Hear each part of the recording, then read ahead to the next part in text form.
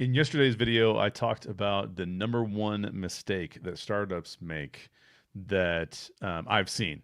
I am a fractional CMO. I come alongside a lot of startups because I've also been a startup founder myself. I've founded, I think, 3 or 4 companies at this point to differing degrees of success, right? I've had companies just crash and burn, and I've had companies do really well. Now, no major exits or anything like that, because some of the companies that do really well for me have been more of like consulting type of businesses. But one of my consulting businesses has been helping early stage startups go through customer development. And it's all based on Four Steps to the Epiphany by Steve Blank. It's a phenomenal book. You should definitely buy it if you haven't bought it yet. But today I wanted to talk a little bit about why I think some startups and some people running startups get overwhelmed by Steve Blank's approach. I think some people start to do customer development very naturally. It just comes naturally to them. And then other people, I think, start to do it and it becomes overwhelming because it's not very natural to them. And so today, what I wanted to talk about was I wanted to talk about why I think people get overwhelmed by customer development and sort of how to prevent that from happening, right? And the reason why I think this is just, I'm going to showcase the book here. I'm going to hold this up. This is the customer discovery process step by step. And you can see what he does here is that he actually breaks it down into like, here are the things that you would do in the order that you would do them. And if I were to break down this whole book into like a 30-second review of like what it's saying and why it's saying it, it's essentially saying there's a process for you as a startup founder to follow. And that process is composed of different steps. And your job as a startup founder is to do the work of saying, I need to have all of these things complete in order to really truly understand if my startup is on the road to success or not on the road to success.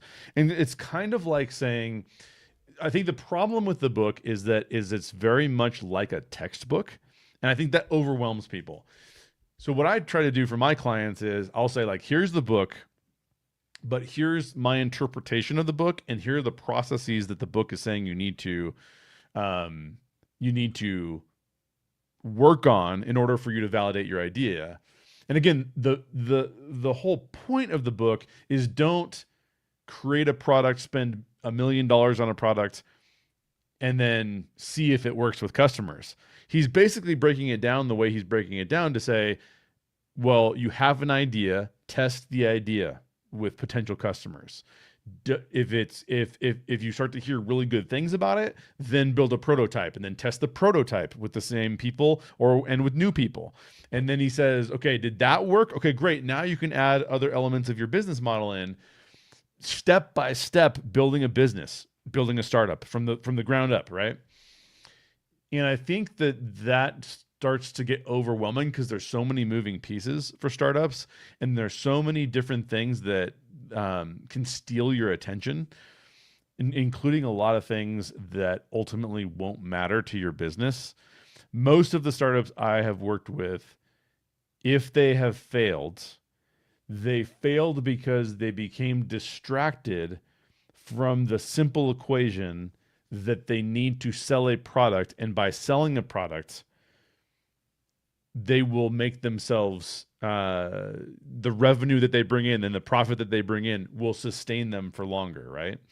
And that is a very hard thing to do because as you're chasing down your customers and trying to please the people that you really feel like have a hair on fire problem and will buy your product, you get this all-consuming thing of like, well, I need to spend more time on the product and I need to spend more time on,